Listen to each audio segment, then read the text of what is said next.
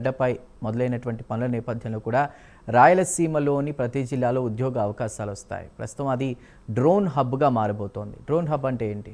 మన దేశ రక్షణ వ్యవస్థకి ఇది మరింత సపోర్ట్ ఇచ్చేట విధంగా ఉండబోతుందంటూ కూడా మాట్లాడుతున్న నేపథ్యంలో అయితే రాయలసీమకు ఒక రకంగా మంచి రోజులు వచ్చినట్లేనా?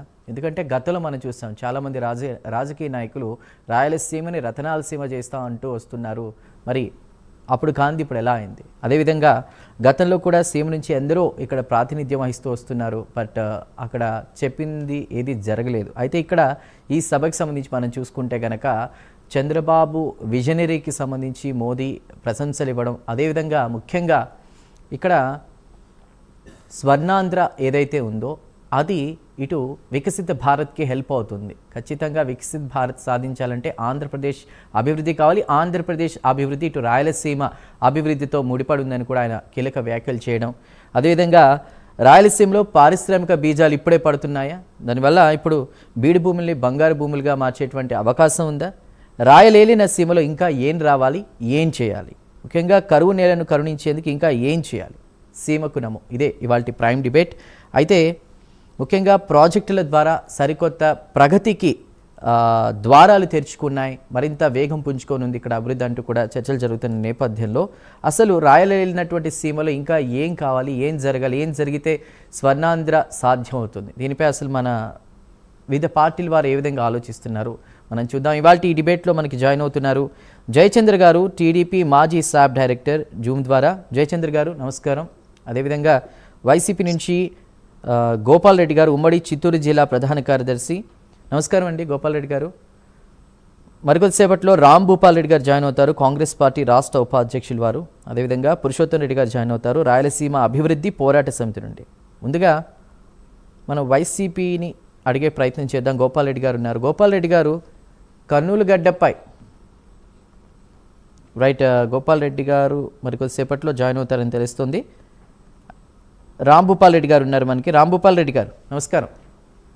నమస్కారం. ఈరోజు ఈ కర్నూలు గడ్డపై జరిగినటువంటి శంకుస్థాపనలు, అదేవిధంగా మోదీ చేసిన కీలక వ్యాఖ్యలు, స్వర్ణాంధ్రతోనే వికసిత్ భారత్ సాధ్యం అవుతుందనేటువంటి ఒక కీలక వ్యాఖ్యలు చేశారు. చాలామంది చెప్తూ ఉంటారు రాయలసీమని రతనాల సీమ చేస్తామని. అది ఇప్పుడు సాధ్యం అవునుందా? మీ మాటలు. రాయలసీమకి ఎటువంటి కొత్త ప్రాజెక్టులు వచ్చినా, ఎటువంటి కొత్త నిధులను కేంద్ర ప్రభుత్వం కానీ రాష్ట్ర ప్రభుత్వం ఇచ్చినా కూడా మనం స్వాగతించాల్సి. కానీ ఇప్పుడు ఇచ్చే ఈ స్థాయి నిధులు కానీ, ఈ స్థాయి అభివృద్ధి పరిపూర్ణ రాయలసీమ అభివృద్ధికి సరిపోదు.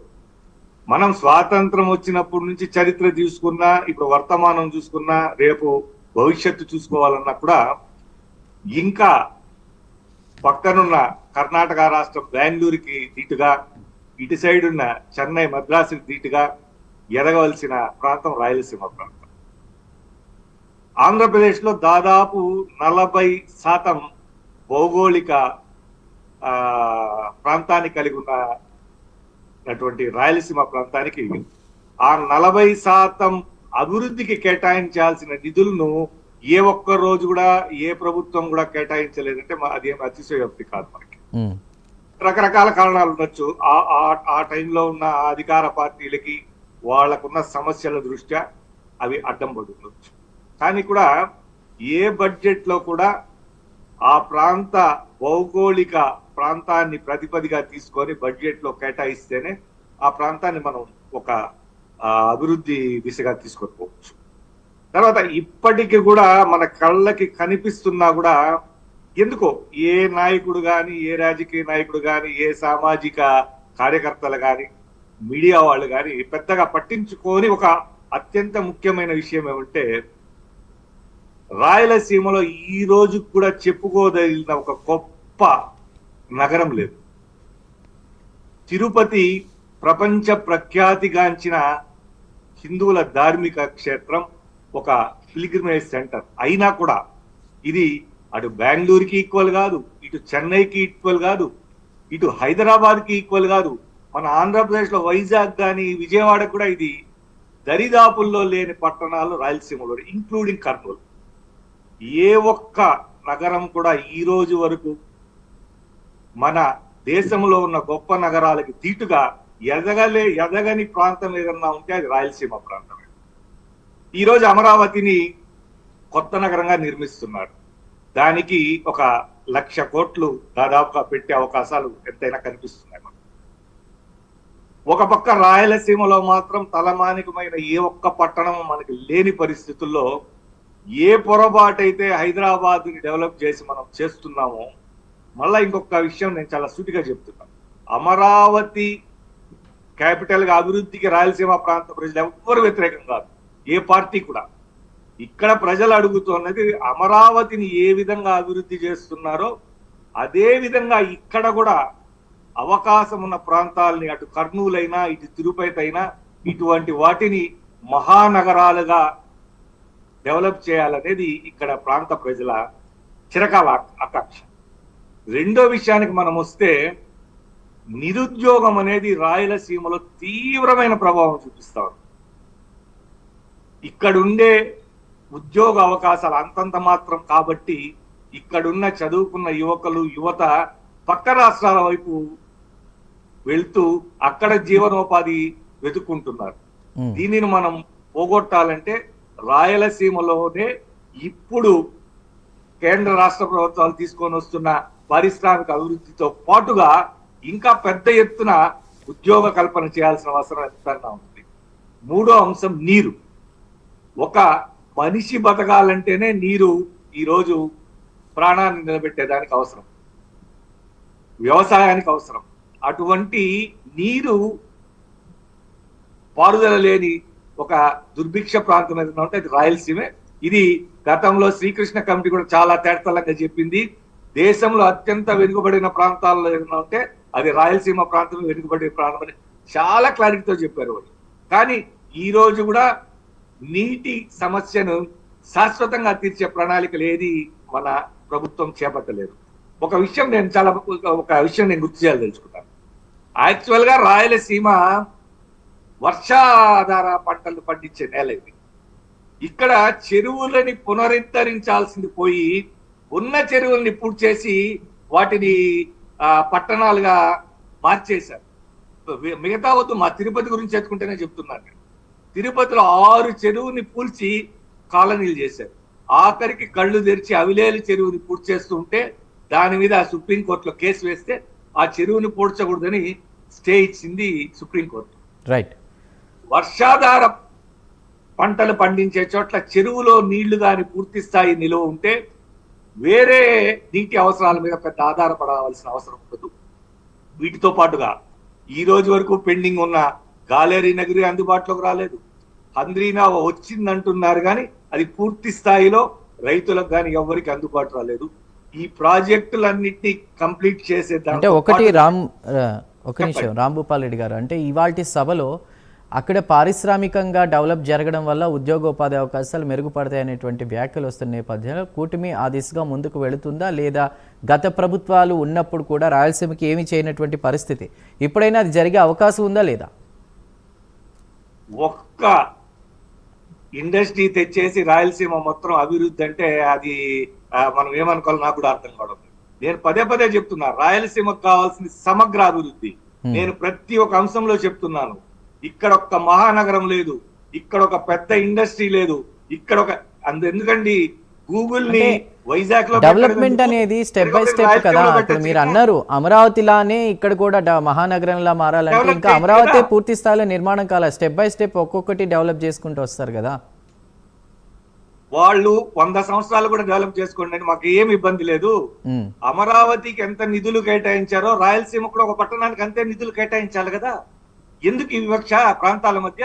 అక్కడేమో ఒక మహానగరం నిర్మిస్తామంటారు, ఇక్కడ ఉన్న నగరాలని పక్కన పెట్టేసి వీటి మీద దృష్టి ఓకే. మరి దీనికి అటు మన జయచంద్ర గారు ఏమంటారు చూద్దాం. జయచంద్ర గారు, ప్రాజెక్టుల ద్వారా సరికొత్త ప్రగతికి శ్రీకారం చుట్టాం, మార్గం సుగమం చేస్తాం, వేగవంతం చేస్తున్నాం, ఉద్యోగ ఉపాధి అవకాశాలు మెరుగుపడతాయి, రాయలసీమని గతంలో లేనన్నంతగా కూడా అభివృద్ధి దిశగా తీసుకువెళ్తున్నాం అన్నటువంటి సభ ఉద్దేశం. అయితే ఇప్పుడు ఎవరొచ్చినా ఏం చేసింది లేదు, మహానగరాలు ఇప్పుడు అమరావతి ఎలా ఉందో అలాంటి నగరం ఇక్కడ నిర్మించాలి, అది లేకుండా ఉన్నదాన్ని డ్యామేజ్ చేస్తున్నటువంటి పరిస్థితి, దాని మీద ఫోకస్ చేయాల్సినటువంటి అవసరం ఉందని చెప్పేసి కాంగ్రెస్ నుంచి వినిపిస్తున్నటువంటి మాట. జయచంద్ర గారు మీరేమంటారు? సార్ కనుక ప్రైమ్ ఛానల్ వారికి ధన్యవాదాలు. అలాగే నా తోటి మిత్రులకు పెద్దలకు పేరు పేరున నా యొక్క ధన్యవాదాలు. తెలుగుదేశం పార్టీ అధికారంలోకి వచ్చిన వెంటనే నందమూరి తారక రామారావు గారు రాయలసీమ అభివృద్ధి కోసం నీటి ప్రాజెక్టులు కడితేనే రాయలసీమ రతనాల సీమగా తయారవుతుంది. నీటి ప్రాజెక్టుల వల్ల భూములు సస్యశ్యామలవుతాయి, రైతులు బాగుపడతారు, రాయలసీమ మొత్తం కూడా రతనాల సీమగా ఉంటుంది అనేసి నందమూరి తారక రామారావు గారు తెలుగంగ ప్రాజెక్టును ప్రారంభించినారు. ఆ ప్రాజెక్టు వల్ల ఎక్కువ కర్నూలు జిల్లానే లబ్ధి పొందింది. అక్కడి నుంచి కడప జిల్లాకు కూడా నీటి, అలాగే తమిళనాడుకు త్రాగునీటి సప్లై చేయాలనే దాంట్లోనే తెలుగంగ ముఖ్య ఉద్దేశము. కానీ కర్నూలు జిల్లాకు గాలేరు, నగిరి, సుజల స్రవంతి ఇవి కన్నా పూర్తి అయ్యింటే తెలుగుదేశం పార్టీలో ప్రారంభించినారు. తర్వాత వైఎస్ కాంగ్రెస్ పార్టీ అధికారంలోకి వచ్చిన తర్వాత దాన్ని నిర్లక్ష్యం చేశారు. తర్వాత ఇప్పుడు ఉమ్మడి కూటమి ప్రభుత్వం వచ్చిన తర్వాత ఇప్పుడు సుజల స్రవంతి, అంద్రి నివా ప్రాజెక్టులను పూర్తి చేయాలనేసి కంకణం కట్టుకొని ఈ రోజు నిధులు కూడా కేటాయించడం జరిగింది. ఈ నిధులు కేటాయించి అంద్రి నివా, సుజల స్రవంతి ప్రాజెక్టు గన పూర్తి స్థాయిలో నిర్మాణం అయితే మాత్రం ఆ నీటిపారుదల వల్ల తాగునీరు, సాగునీరు 81 మండలాలకు 33 లక్షల మందికి తాగునీరు సప్లై చేసే సామర్థ్యం గల ప్రాజెక్టులు అవి. ఆ ప్రాజెక్టులు తయారు చేయడానికి, పూర్తి చేయడానికి మా కూటమి తప్పకుండా ఇందులో సహకరిస్తుంది. ఈనాడు మన దేశ ప్రధాని గారు శ్రీశైలంకి వచ్చి కర్నూలు మీటింగ్ పెట్టినప్పుడు అక్కడ 13,400 కోట్ల పనులు ఈ రాష్ట్రానికి కేటాయించడం జరిగింది. ఆ పనులు కూడా ఆయన ప్రారంభించడం జరిగింది. ఒక్కటి సార్, మనము ఉమ్మడి ఆంధ్రప్రదేశ్ నుంచి వేరుపడిన తరువాత మనము 16,000 కోట్లతో అప్పులతో బయట వచ్చినాం. మనకు ఉండడానికి రాజధాని లేదు. ఇలాంటి పరిస్థితుల్లో చంద్రబాబు నాయుడు గారు పరిపాలన సాగించి ఆ రాజధాని నిర్మించడానికి ఒక్క పైసా ఖర్చు లేకుండా 33,000 ఎకరాలను ప్రజల నుంచి తీసుకొని రాజధాని నిర్మాణం ప్రారంభించడం జరిగింది. ఆ తర్వాత రాజధాని నిర్మాణం మనకు అసెంబ్లీ లేదు, శాసన మండలి లేదు, అలాగే హైకోర్టు లేదు. ఉండడానికి అధికారులు, ఐఏఎస్, ఐపీఎస్ అధికారులు కానీ అందరూ అధికారులకు అక్కడ నివాస యోగ్యమైన బిల్డింగులు కూడా లేని పరిస్థితి. ఈ రోజు మన పెద్ద ఆయన చెప్పారు, ఒక అమరావతికి నిధులు కేటాయించారు, అమరావతిని అభివృద్ధి చేస్తారనేసి. మనకు రాష్ట్ర రాజధాని కావాలి కాబట్టి ఎక్కువ నిధులు రాష్ట్ర రాజధానికి కేటాయించి రాజధానిలో అసెంబ్లీ, హైకోర్టు, అలాగే అధికారులు ఉండడానికి నివాస స్థలాలు, ప్రజాప్రతినిధులు ఉండడానికి నివాస స్థలాలు మనకు ఇప్పుడు అవసరం కాబట్టి ఇవన్నీ పూర్తి అయిన తర్వాత కూడా, అలాగే కర్నూలులో హైకోర్టు బ్రాంచ్ పెట్టడానికి అంగీకరించినారు, అది తప్పకుండా పెడతారు. కర్నూలుకు అయితే వీలైనంత వరకు ఎక్కువ చంద్రబాబు నాయుడు గారు ఊరవకల్లు విమానాశ్రయాన్ని జనవరి 2019లో మొట్టమొదట చంద్రబాబు నాయుడు గారే ప్రారంభించారు. అలాగే హార్టికల్చర్ హబ్బు మన సార్వల్ల నియోజకవర్గం, పాణ్యం నియోజకవర్గంలోనే ఏర్పాటు చేయడానికి కూడా ఇప్పుడు ముమ్మరంగా పనులు జరుగుతున్నాయి. హార్టికల్చర్ హబ్బు వల్ల, ఫుడ్ ప్రాసెసింగ్ వల్ల దాదాపు రైతులకు లక్షల మందికి ఉపాధి కలిగిస్తారు, ఉపాధి కలుగుతుంది. కాబట్టి ఆ ఫుడ్ ప్రాసెసింగ్ ఉత్పత్తి వల్ల చాలా ప్రయోజనం ఉండాలి. కాబట్టి చంద్రబాబు నాయుడు గారు, కూటమి ప్రభుత్వం కర్నూలు జిల్లాను కానీ రాయలసీమ జిల్లాలను కానీ ఎక్కడ కూడా నిర్లక్ష్యం చేయడం లేదు. అనంతపురం జిల్లా అంటే అక్కడ కియా కార్లు తయారు చేసే ఫ్యాక్టరీ పెట్టడం జరిగింది. అలాగే చిత్తూరు జిల్లాలో ఎలక్ట్రానిక్స్ హబ్బు పెట్టడం జరిగింది. ఇంకా కడప జిల్లాలో అంటే ఇప్పుడు ప్రస్తుతానికి ఓర్వకల్లు, కొప్పర్తి ఇండస్ట్రియల్ డెవలప్మెంట్ కోసం నిధులు కేటాయించడం జరిగింది. అది కూడా ముమ్మరంగా పనులు జరుగుతున్నాయి. కొప్పర్తి ఇండస్ట్రియల్, అలాగే ఓర్వకల్లు ఇండస్ట్రియల్, ఇక్కడ కారిడార్ లో ఇండస్ట్రీస్ పెట్టడానికి చాలా మంది సుముఖంగా వచ్చారు. 100 ఎకరాలు భూములు కూడా అడగడం జరిగింది, అక్కడ భూములు కేటాయించడం జరిగింది. ఆ భూములు కేటాయించి ఆ పరిశ్రమలు నెలకొల్పితే ఖచ్చితంగా రాయలసీమ నిరుద్యోగులకు ఉద్యోగ అవకాశాలు మెండుగా ఉంటాయి అని తెలియజేస్తున్నాం సార్. రైట్. మరి గోపాల్ రెడ్డి గారు ఏమంటారు విందాం. గోపాల్ రెడ్డి గారు మాటల్లో కాదు చేతల్లో కూడా చేసి చూపించారు, విజనరీ సిబిఎన్ అని మోదీ అంటున్నారు. మరి వైసీపీ ఏమంటుంది? రాయలసీమ గతంలో ఎందుకు రాణించలేదు, ఇప్పుడేమైనా అభివృద్ధి దిశగా అడుగులు పడుతున్నాయా? అసలు వైసీపీ కామెంట్ ఏంటి? అంటే మోడీ గారు ఎప్పుడు ఎవరు ముఖ్యమంత్రిగా ఉన్నా అక్కడికి వచ్చేసి 2 మాటలు పోవడం అనేది ఆనవాయితీగా సభా మర్యాద అనుకొని మాట్లాడి ఉండొచ్చు కాక, కానీ చంద్రబాబు నాయుడు గురించి మాట్లాడాలంటే ఆయన మాట్లాడిన రాజశేఖర రెడ్డి జమానా, చంద్రబాబు నాయుడు జమానా మాట్లాడితే ఇప్పుడే అన్నారు సార్, తెలుగుదేశం నుంచి వచ్చిన సార్ అన్నారు, చాలా నిర్లక్ష్యం కలిగింది, చాలా నిర్లక్ష్యం చేశారు. జలయజ్ఞం అనేది ప్రవేశపెట్టింది స్వర్గీయ రాజశేఖర రెడ్డి గారు. ఆ రోజు ప్రతి ఒక్కరికి నీళ్లు అందాలనే ఉద్దేశంతో పెట్టింది. రామారావు గారు తెలుగుగా స్టార్ట్ చేశారు సార్. జయచంద్ర గారు వారిని మాట్లాడివ్వండి. జయచంద్ర గారు వాక్యాలైనా మాట్లాడండి, ఒక నిమిషం గమనండి, ఓపిక, మళ్ళీ మీకు అవకాశం వస్తుంది కదా. అంటే మీరు అప్పుడే మా పైన దుమ్మెత్తి పోసారు కదా ఇంత ముందు, నిర్లక్ష్యం చేశారని. రాజశేఖర రెడ్డి గారు మనిషి బతికుంటే కదా, మనిషి బతికుండాలంటే ఏమేమి కావాలా అనేది ఆలోచన చేసిన ఒక మహానేత ఆయన. ఆయన ఈ రాయలసీమ పిల్లలు చదువుకోవాలా, రాయలసీమలో దాన్ని ఏమంటారు, ఆరోగ్యశ్రీ పథకం ఉంటే ఆరోగ్యంగా ఉంటారు, లేకపోతే ఉచిత విద్యుత్ ఉంటే వ్యవసాయం చేస్తారు, భూమి దాకా పోవాలన్నా తాళి పుస్తులు కట్టుకొని అమ్మి కరెంట్ ఛార్జీ కట్టిన రోజుల్లో రాయలసీమలో ఆ కడు బేదరికం అనిపించే వాళ్ళకి ఏమి కావాలని ఆలోచన చేసింది రాజశేఖర రెడ్డి గారు. చంద్రబాబు నాయుడు గారు ఆయన జీవితం అంతా ఒక పథకం ఇవ్వాలని ఆలోచన చేయలేకపోయినాడు. మీరు మా పైన నింద వేసేటప్పుడు మేము మాట్లాడింది అక్కడికి వచ్చే వినే ఓపిక కూడా మీకు ఉండాలా.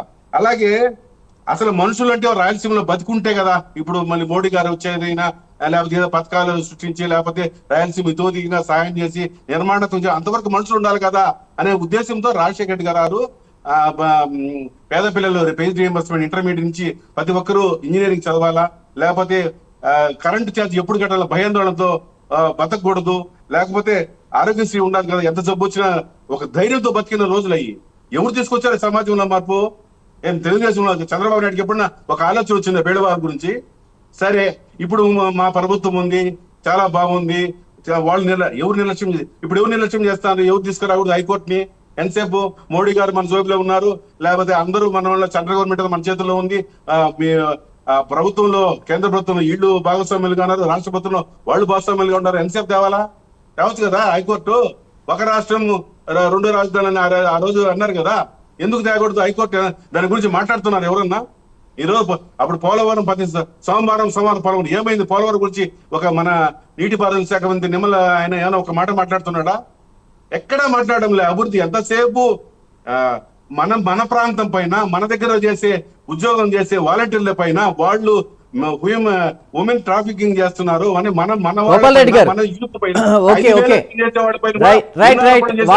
వాళ్ళు విషయ ప్రచారం చేస్తున్నారని మీరు అంటున్నారు. ఒకటి గోపాల్ రెడ్డి గారు ఒకవైపు అమరావతి నిర్మాణాలు చేపడుతూ, రెండో వైపు విశాఖకి గూగుల్ తీసుకొచ్చి ఐటీ హబ్ గా, ఇప్పుడు కర్నూలుకి డ్రోన్ హబ్గా కూడా మారుస్తూ ఈ పనులు చేస్తుంటే వైసీపీ కూడా విష ప్రచారం చేస్తుంది అనేటువంటి కామెంట్స్కి మీ సమాధానం ఏంటి? ఎందుకంటే ముఖ్యంగా గతంలో 5 సంవత్సరాల్లో వైసీపీ ప్రోటోకాల్ పాటించలేదు ప్రధాని వచ్చినప్పుడు. ఇప్పుడు కూటమి ప్రభుత్వం అంటే కూటమి ప్రోటోకాల్ పాటించి వైసీపీ వాళ్ళని పిలిస్తే అక్కడ వాల్మీకిలకు సంబంధించి ఎస్టీలో చేర్చడానికి సంబంధించి కావచ్చు, ఇంకోటి ఇలాంటివేవో వినతి అక్కడ ఇచ్చాము అంటూ కూడా ఒక ఫేక్ ప్రచారం చేస్తుంది వైసీపీ అనేటువంటి వాదనలు వస్తున్న నేపథ్యంలో మీ కామెంట్ ఏంటి? మా కామెంట్ ఏం లేదు సార్. మా మోడీ గారు ఇంతకుముందు కూడా వచ్చారు, ఈ టైమే కాదు, ఇంతకుముందు కూడా విజయవాడకు వచ్చినప్పుడు నల్లబొడలు ఎగరేసి మా రాష్ట్రానికి రావద్దు అని, మీ పాటికి మీరు వెళ్ళిపోండి అని నల్లబొడలు ఎగరేసిన ఘనత కూడా చంద్రబాబు నాయుడు గారికి ఉంది. అదేమి తక్కువేం కాదు. రెండోది ఏంటంటే ఆయన అన్నాడు మా దగ్గర రాజధాని లేదు, హైకోర్టు లేదు అంటే, ఎవరు 5-6 ఏళ్ళు ఉండగానే ఎందుకు రమ్మన్నారు? ఉన్న పడక అర్ధరాత్రి ఎందుకు వచ్చారు ఆంధ్రప్రదేశ్ కి? అన్ని సర్దిద్దుకొని రావచ్చు కదా. తెలంగాణ వాళ్ళు పొమ్మల్లా కదా, మీరే మోటాములు చదువుకుని ఎందుకు వచ్చారు? ఆ రోజు మీరు ఏం చేశారు? ఏ నేరం చేశారు? ఎందుకు మీరు ఆ రోజు రావాల్సి వచ్చింది? ఒక పార్లమెంటో లేకపోతే ఒక అసెంబ్లీనో ఒక హైకోర్టు పూర్తి నిర్మాణం జరిగిందాక ఎందుకు రాకూడదు మీరు? ఇప్పుడు పోతున్నారు వారానికి 3 రోజులు 78 సార్లు పోయినారు చంద్రబాబు నాయుడు గారు. పవన్ కళ్యాణ్ 80 సార్లు పోయినాడు ఫ్లైట్ లో, సొంత ఫ్లైట్ లో. టిఫిన్ అక్కడ తింటారు, మళ్ళీ మధ్యాహ్నం వేడి భోజనము, రాత్రి అట్లా లంచ్కి వెళ్తున్నారు. ఏం ప్రజాదరణ దుర్వినియోగం అవుతుంది? ఎందుకు ఇక్కడే ఉండకూడదు? ఇక్కడ రాజధాని ఉంది కదా, వాళ్ళకి హౌసెస్ ఉన్నాయి కదా, ఇక్కడే ఉండొచ్చు కదా పర్మనెంట్ గా. వారానికి 1 రోజులు ఎందుకు మరి ప్రజాధనంతో దుర్వినియోగం చేస్తా? కాబట్టి ఆ రాజధాని లేనప్పుడు ఎందుకు వచ్చారు? హైకోర్టు లేనప్పుడు ఎందుకు వచ్చారు? అక్కడ మనకు 6 ఏళ్ళు 2024 వరకు మనకు బ్రహ్మాండంగా రాయల్టీగా రాజ్యాంగం కేంద్ర ప్రభుత్వం ఇచ్చిన హక్కు ఉంది కదా, హక్కును వదులుకొని వచ్చింది ఎవరు? మీరే. కాబట్టి మీరు ఏదో మీ లోపాల వల్ల మా పార్టీ పైన, మా దానిపైన చెయ్యొద్దు దయచేసి. ఎక్కడైనా ఒక పథకం ఉంటే దాన్ని ఎక్స్టెన్షన్ గా చేయాలా. ఇప్పుడు ఫీజు రీంబర్స్మెంట్ ఇంటర్మీడియట్ పిల్లలకి అని చెప్పాడు రాజశేఖర్ రెడ్డి, జగన్మోహన్ రెడ్డి స్కూల్ పిల్లలు కూడా ఇద్దామంటున్నాడు. అలా ఉండాలి కానీ వాళ్ళు ఏదో పెట్టారు, వాళ్ళు సచివాలయాలు పెట్టారు తీసేస్తాము, వాళ్ళు వాలంటీర్లు పెట్టారు తీసేస్తాము. మనం 2024 ఎన్నికల్లో ఏమి వాగ్దానం ఇచ్చాం ప్రజలకి, ఎలా మనం ముందుకు పోతాము అనేది ఆ చర్చ లేకుండా ప్రతిపక్షాన్ని సమూలంగా నిర్మూలించాలా అనే ఉద్దేశంతో ఈ ప్రభుత్వం ఉన్నప్పుడు ఎవరేం మన ప్రాంతాన్ని మనం గౌరవిద్దాం, మన వాలంటీర్లు మనం గౌరవిద్దాం, మన ఊర్లో ఉన్న పిల్లకాయలను కూడా గౌరవించకుండా వాళ్ళు కూడా 10 ఇంటికి పోయి తలుపు తడతారు. మన పిల్లోడు ఆ వీధిలో ఉండే పిల్లోడు ఆ వీధిలో ఒక 60 ఏళ్ళ ముసలాం ఇంటికి పోయి తలుపు తడతారా? అదంతా దుర్మార్గమైన ఆరోపణలు. మన వెంకటేశ్వర స్వామి పైన, మన ప్రసాదం పైన మనం ఏ ఆధారం లేకుండా దుర్మార్గమైన ఆరోపణలు. ఇలా మన చరిత్రను, మన సంస్కృతిని మనం దుర్మార్గంగా మన ఆరోపణలు చేసి మనకు ఉన్నతిని మనం తగ్గించుకుంటా మళ్ళీ వాళ్ళు చేశారు, వైసీపీ చేశారు అనేది దుర్మార్గం. వీళ్ళు హైదరాబాద్ నుంచి 6 ఏళ్ల ముందే ఆంధ్రాకు ఏమీ లేకుండా రావడం, మన హక్కును పూర్తిగా వదులుకొని రావడం, తర్వాత ఇప్పుడు కూడా ఒక్క పథకం చెప్పండి. చంద్రబాబు నాయుడు గారు ఆయన మదిలో నుంచి వచ్చిన మానస పుత్రికలు అంటే ఒక్క పథకం చెప్పండి చూద్దాం. మేము 100 పథకాలు చెప్తాను నేను, రాజశేఖర్ రెడ్డి చేశాడు లేదా జగన్మోహన్ రెడ్డి గారు చేశారని. ఏమీ లే. వాళ్ళు ఏదో మాట్లాడితే ఇప్పుడు పథకం ఏముంది, ఆ రోజు లిక్కర్ అనేది 9 గంటలకు షాప్ ఓపెన్ చేసి 9 గంటలకు ఓపెన్ అవుతుంది, 11 గంటలకు. ఈ రోజు ఏముంటది, ఎట్లుందండి, అంతా ప్రైవేటు పరం, మొత్తం ప్రైవేటు. ఒక ప్రాంతీయ షాప్ తీసుకుంటే 1 ఎకరా అక్కడ కూర్చొని ప్రాంతీయ షాప్ స్థాపించే రోజులు ఈ రోజు. కాబట్టి బేలు చేసుకుంటారు ప్రజలు బేలు. బెల్ట్ షాపులు ఉన్నాయా, వాళ్ళ ప్రభుత్వం బాగుందా? ప్రభుత్వం ఇంత హైలీ ఎడ్యుకేటెడ్ అండి. ఇప్పుడు ప్రతి ఒక్కరు సమాజాన్ని మాధ్యమాలు పెరిగినాక ప్రతి ఒక్కరు అంచనా వేస్తారు ప్రభుత్వాన్ని. అప్పుడేదో 5 ఏళ్లకు వచ్చేసి జీబులో పెడితే ఆ మాదిరి లేదు. ఇప్పుడు ఎవ్రీ డే గోపాల్ రెడ్డి గారు 2 ప్రశ్నలు. ఒకటి, సంక్షేమం మాత్రమే నమ్ముకుని 11 స్థానాలకే పరిమితమయ్యారు జగన్మోహన్ రెడ్డి గారు. ఒక ఇంటర్వ్యూలో కూడా ఆయన చెప్పారు, ఎన్నికల్లో ఓడిపోయిన తర్వాత రీసెంట్ ఎలక్షన్స్ లో. ఒకటండి, ఆయన ఎక్కడ ఉంటున్నారు, ఆయన ఎక్కడ ఉంటున్నారు అంటే కూటమి ప్రభుత్వం వాళ్ళు వీకెండ్ వెళ్ళొస్తున్నారంటున్నారు. ఆయన ఆంధ్రప్రదేశ్ లో అమరావతిలో ఉంటున్నారా? ప్రజల కోసం ఆయన అమరావతిలోనే ఉంటున్నారా? జగన్మోహన్ రెడ్డి గారు యలహంక వెళ్ళట్లేదా? జగన్మోహన్ రెడ్డి గారు వెళ్తున్నారు. వీళ్ళు అట్ట కాదే, ఆయన సొంత ప్లేట్ లో సొంత పెట్రోల్ పెట్టుకో సొంత కార్లు వెళ్తున్నారు. మనం అట్ట కాదు కదా. మనము వారానికి 2 రోజులు హెలికాప్టర్ సపరేట్ బేగంపేట ఎయిర్పోర్ట్ దిగి ఆడ నుంచి హెలికాప్టర్ వాళ్ళ హెలికాప్టర్ పెట్టి ఆ విధంగా పోవాల్సిన పని లేదు కదా. మీకు లేదని తెలంగాణ రాజకీయాలు చేసుకోండి, తెలంగాణ రాష్ట్రం ఆడే రాజకీయం చేసుకోండి. ఏడెందుకు సీఎం డిప్యూటీ సీఎం గా ఉండాలా, మీ ఫ్యామిలీలు ఎందుకు ఉండాలా, మీ పిల్లలు అక్కడ ఎందుకు చదువుకోవాలా ఆయన చెప్పండి. మీరు మమ్మల్ని అయితే అంటారా? మమ్మల్ని అయితే ఏమైనా అనొచ్చా? మీరు ఎందుకు వెళ్తున్నారు?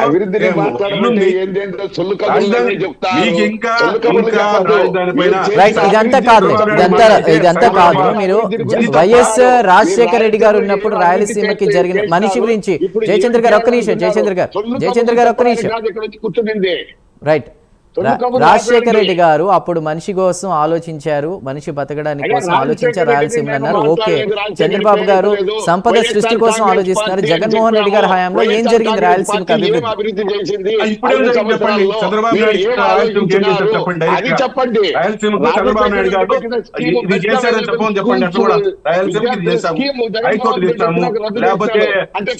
జయచంద్ర గారు ఒక్క నిమిషం వారిని మాట్లాడివ్వండి. రైట్, ఓకే, ఒక్క నిమిషం. మనకి రాయలసీమ అభివృద్ధి పోరాట సమితి నుండి పురుషోత్తం రెడ్డి గారు ఉన్నారు. పురుషోత్తం రెడ్డి గారు నమస్కారం. జయచంద్ర గారు ఒక్క నిమిషం. జయచంద్ర గారు ఒక్క నిమిషం. పురుషోత్తం రెడ్డి గారు నమస్కారం. నమస్తే అండి. మంచి రోజులు వచ్చినట్లేనా కూటమి ప్రభుత్వం తీసుకునే నిర్ణయం మోదీ రాకతో, లేదంటే ఇంకా రాయలసీమకి ఏమైనా చేయాల్సింది ఏమైనా ఉందా? అందరికీ నమస్కారం. మంచి రోజులు ఎప్పుడు వస్తుంటాయి, రావాల్సిన మంచి రోజులు ఎన్ని, ఎంత వరకు వచ్చామనేది మనం మాట్లాడుకోవాలి. నెంబర్ 1, మన డిబేట్ లో బీజేపీ వాళ్ళు ఉంటే ఇంకా బాగుండేది, సంపూర్ణత వచ్చిండేది. ఎందుకంటే భారత ప్రధానమంత్రి ఎంత వాస్తవం, ఆయన బీజేపీ నాయకుడు కూడా అంతే వాస్తవం. కాబట్టి ఈ రోజు మనం అందరూ మాట్లాడుకోవాల్సింది వైసీపీ ఏం చేసింది, తెలుగుదేశం ఏం చేసిందని కాదు. భారతీయ జనతా పార్టీ రాష్ట్రానికి ఏం చేయాలి, ఏం చెప్పారు, ఈరోజు భారత ప్రధానమంత్రి దాన్ని నెరవేర్చే పద్ధతిలో ఉన్నాడా, జరిగిన విషయాలు కరెక్టా కాదా, ఇంకా ఏం అడగాలనే వైపు ఉండాలి. ఇది తెలుగుదేశం వైసీపీ పంచాయతీ ఇంకో సందర్భంలో మాట్లాడుకోవచ్చు. నెంబర్ 1, భారత ప్రధానమంత్రి గారు కర్నూలుకు వచ్చిన సందర్భంలో మీరు ఏం కావాలి, ఇంకా ఏం జరగాలి అన్నారు. దీనికి మనం ఎవరు సర్టిఫికేట్ ఇవ్వాల్సిన అవసరం లేదు. కానీ భారతీయ జనతా పార్టీ 2018 ఫిబ్రవరిన ఇదే కర్నూలులో ఒక డిక్లరేషన్ చేసింది. రాయలసీమకి ఏం కావాలి, మనం కాదు, భారతీయ జనతా పార్టీ రాయలసీమ డిక్లరేషన్ చేసింది రాయలసీమకి ఏం కావాలని. దాంట్లో రాజధానికి సంబంధించిన రెండో రాజధాని విషయం అది మళ్ళీ మాట్లాడుకుందాం, ఇప్పుడు సబ్జెక్ట్ కాదు. దాంట్లో ఏమైనా బీజేపీ టచ్ చేస్తా ఉందా అంటే ప్రతిపక్షాలు అడిగేదాన్ని టచ్ చేయడం కాదు, బీజేపీ తనకు తానుగా రాయలసీమకి ఏం కావాలని అడిగిందో దాన్ని టచ్ చేసే ప్రయత్నం ఏమైనా చేస్తున్నారా? టచ్ చేసే ప్రయత్నం కూడా చేయలేదు. కానీ ఆ డిక్లరేషన్ ఒకసారి చదువుకోండి. కానీ బీజేపీ తీసుకున్న డిక్లరేషన్ అన్న వాళ్ళు కనీసం చెప్పాలి. భారత ప్రధానమంత్రి ఆంధ్రప్రదేశ్ లో అడుగు పెడితే మొదట గుర్తు రావాల్సింది విభజన చట్టంలో ఇంకేమైనా పెండింగ్ ఉన్నాయా, దాన్ని ఏమి చేసినామో చెప్పాలి.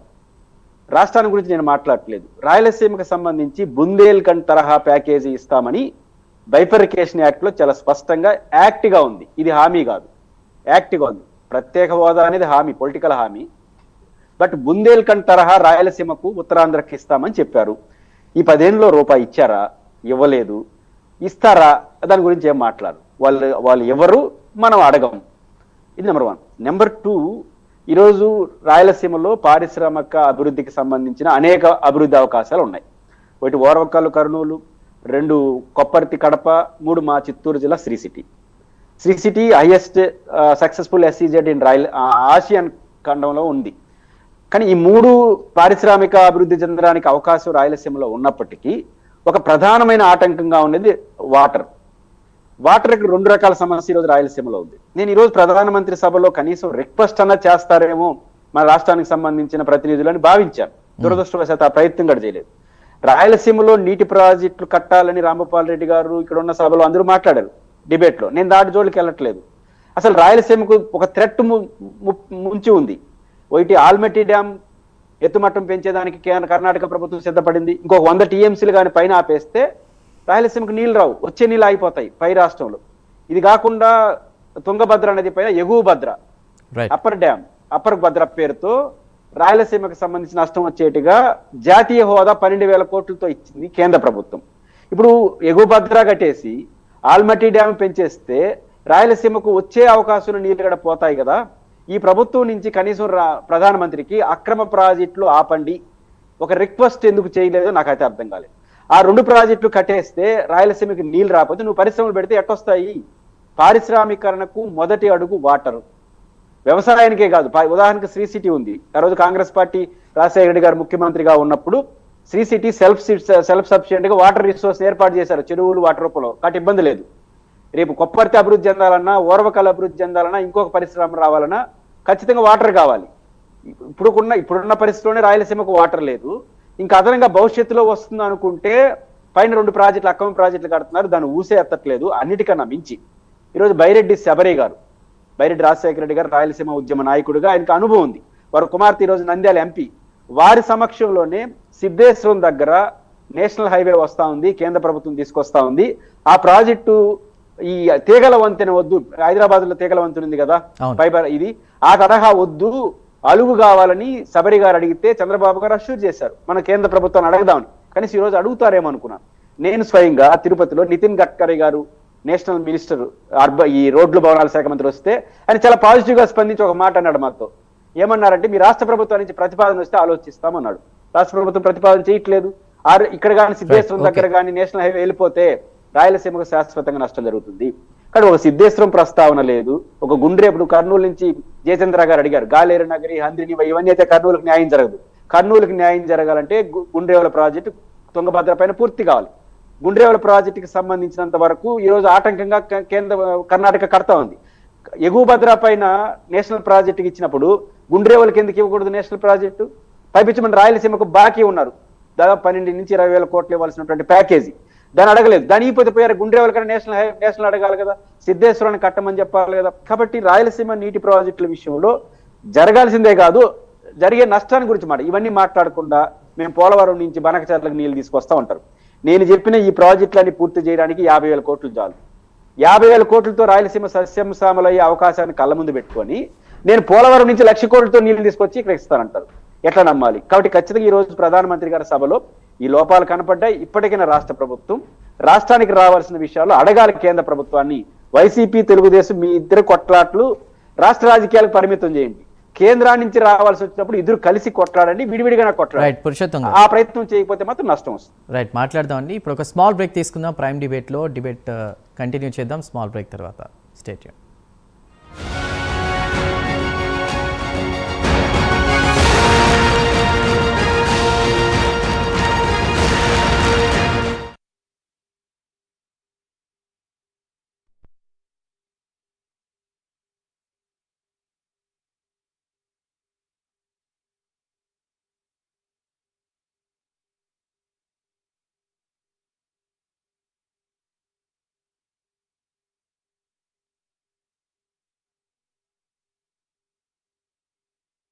రాష్ట్ర రాజకీయాలకు పరిమితం చేయండి, కేంద్రాన్ని నుంచి రావాల్సి వచ్చినప్పుడు ఇద్దరు కలిసి కొట్లాడండి, విడివిడిగా కొట్లాడండి. రైట్ పురుషోత్తం గారు, ఆ ప్రయత్నం చేయకపోతే మాత్రం నష్టం వస్తుంది. రైట్ మాట్లాడదామండి. ఇప్పుడు ఒక స్మాల్ బ్రేక్ తీసుకుందాం. ప్రైమ్ డిబేట్లో డిబేట్ కంటిన్యూ చేద్దాం స్మాల్ బ్రేక్ తర్వాత.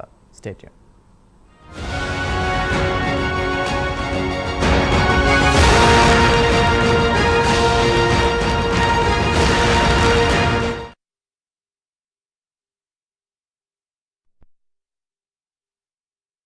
రాష్ట్ర రాజకీయాలకు కేంద్రుడు అంటే మన నరేంద్ర ఈ రోజు వరకు పెండింగ్ ఉన్న గాలేరీ నగరి అందుబాటులోకి రాలేదు. హంద్రీనా వచ్చిందంటున్నారు కానీ అది పూర్తి స్థాయిలో రైతులకు కానీ ఎవరికి అందుబాటు రాలేదు. ఈ ప్రాజెక్టులన్నింటినీ కంప్లీట్ చేసేద్దాం. అంటే ఒక నిమిషం రాంభూపాల్ రెడ్డి గారు, అంటే ఇవాల్టి సభలో అక్కడ పారిశ్రామికంగా డెవలప్ జరగడం వల్ల ఉద్యోగోపాధి అవకాశాలు మెరుగుపడతాయి అనేటువంటి వ్యాఖ్యలు వస్తున్న నేపథ్యంలో కూటమి ఆ దిశగా ముందుకు వెళుతుందా, లేదా గత ప్రభుత్వాలు ఉన్నప్పుడు కూడా రాయలసీమకి ఏమీ చేయనటువంటి పరిస్థితి ఇప్పుడైనా అది జరిగే అవకాశం ఉందా లేదా? ఒక్క ఇండస్ట్రీ తెచ్చేసి రాయలసీమ మొత్తం అభివృద్ధి అంటే అది మనం ఏమనుకోవాలి నాకు కూడా. ఆంధ్రప్రదేశ్లో జరుగుతున్న అభివృద్ధికి సంబంధించి కూడా వైసీపీ విష ప్రచారం చేస్తుంది అనేటువంటి వాదనలు వినిపిస్తున్న నేపథ్యంలో మరి గతంలో ప్రాతినిధ్యం వహించిన వాళ్ళు ఎవరి వల్ల కాంది ఇప్పుడు ఈరోజు సాధ్యం అవుతుందా, ఒక స్టెప్పింగ్ స్టోన్ పడిందా లేదా ఏంటి అనేది మాట్లాడుతూ ఉన్నాం. రైట్, దీనికి సంబంధించి రాంభూపాల్ రెడ్డి గారు కంటిన్యూ చేయండి. ఆంధ్రప్రదేశ్ అంటే స్వర్ణాంధ్రతోనే అటు వికసిత భారత్ సాధ్యం అంటున్నారు మోదీ, దానికి మీ కామెంట్ ఏంటి? చందు గారు, పురుషోత్తం రెడ్డి గారు చెప్పినట్టు విభజన చట్టంలో పొందుపరిచిన ఏ ఒక్క అంశాన్ని కూడా అమలు పరిచిన వ్యక్తులు ఎవరన్నా ఉంటే అది బీజేపీ వాళ్ళు. అడగని వ్యక్తులు ఎవరన్నా జనసేన నాయకులు. ప్రధాని మోడీ గారు పవిత్రమైన తిరుపతి క్షేత్రంలో వెంకటేశ్వర స్వామి పాదాల చెంత ఆయన ఎన్నికల సభలో హామీ ఇచ్చారు. ఏమని? ఆ రోజు ఈ కూటమి నాయకులందరూ ఉన్నారు ఆ సభలో. మేము కానీ అధికారంలోకి వస్తే వెంటనే ప్రత్యేక హోదా ఇస్తాము, వెనుకబడిన రాయలసీమ జిల్లాలకు ఉత్తరాంధ్ర జిల్లాలకు ఆర్థిక ప్యాకేజీని ప్రత్యేక ఆర్థిక ప్యాకేజీని ఇస్తామన్నారు. ఆ చూసే లేదు ఈ రోజు వరకు. నేను మీకు ఇంతకు ముందే చెప్పాను ఏ విధంగా అమరావతికి నిధుల్ని వాళ్ళు సమీకరిస్తున్నారో ఇక్కడ చట్ట రూపంలో నిధులు ఇవ్వవలసిన పరిస్థితి ఉన్నా కూడా ఆ చట్టాన్ని తుంగలోకి దొక్కారు. బుందేల్ఖండ్ తరహా ప్యాకేజీ, బుందేల్ఖండ్కి ఆర్థిక ప్యాకేజీ ఇచ్చినప్పుడు 33,000 కోట్లు, అంటే అది 25-30 సంవత్సరాల ముందు జరిగిన అంశం. ఈ రోజు కనుక బుందేల్ఖండ్ తరహా ప్యాకేజీ రాయలసీమకు గాని ఉత్తరాంధ్ర ఇంకొకటి కూడా పురుషోత్తం రెడ్డి గారు అన్నట్లు రాయలసీమ రత్నాలసీమగా మారాలంటే ప్రాజెక్టులకు సంబంధించి కొన్ని కోట్లు సరిపోతాయి, 1000 కోట్లతో పోలవరం నుంచి నీరు తీసుకురావాల్సిన అవసరం లేదని ఆయన ఇది మాట్లాడారు. దానికి సంబంధించి మీరేం మాట్లాడతారు? చందు గారు, ఒక ప్రాజెక్టు తీసుకొని రాకూడదు, మన ప్రాజెక్ట్ రావాలనే అంశం అనేది మా పార్టీ అభిమతం కాదు, మా అభిమతం కూడా కాదు.